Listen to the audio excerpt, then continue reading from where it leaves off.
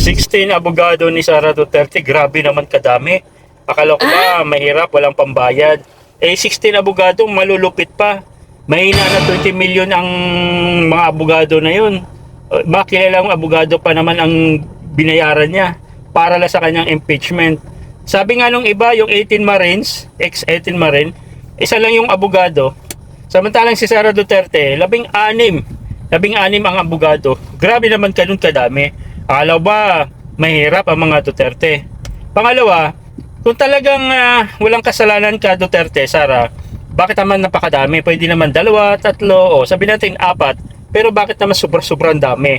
Ano yan? Pampagulo, pampadelay, mga impeachment delay tactic.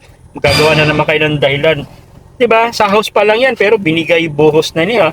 Diba? Napapansin nyo mga kabibi, buhos talagang pera si Sara, no? Sa house pa lang yan, wala pa yan sa Senado. Diba? So bakit nagtataka tayo?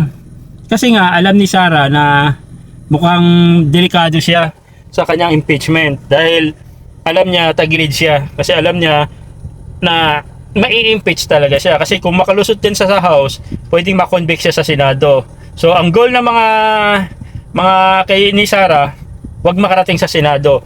Diyan sa house pa lang, pipigilan na yan. Katulad nung nakaraang taon, pipigilan na yan na makalusot.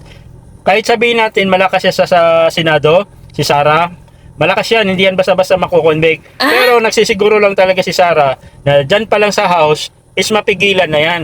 No? Gagawa sila lang paraan para at least diyan pa lang sa house, mayari na. No? Kasi hindi natin alam, pagdating sa Senado, lalabas, dyan magta-trial, maglalabas ng mga ebidensya, labas ng witness.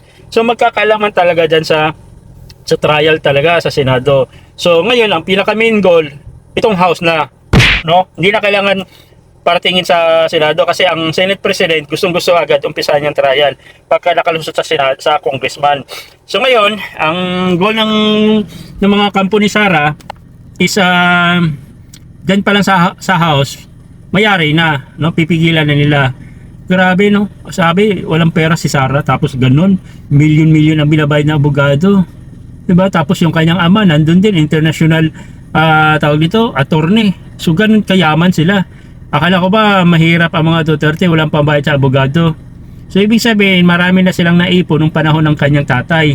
Naipon, no? Eh siyempre, dumaan ng DepEd yan si Sara, o mayroong nakuhang 625 million, di ba, na kilalang Miraculous Piato. So tapos OBP, di ba, may kaso pa rin si Sara. So parang nakakaano, no? Grabe.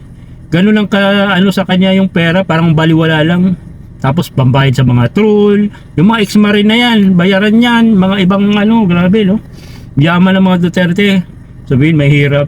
Kaya pag nakaupo yan, si Sara, halimbawa manalo, ay nako, babawiin yung gastos na yun, o busin yung pera ng kaban ng Pilipinas, bansa natin, para bawiin yung ginastos niya. Tapos kukuha na naman, magnanakaw na naman. So kawawang bansa natin pag si Sara makakaupo yan.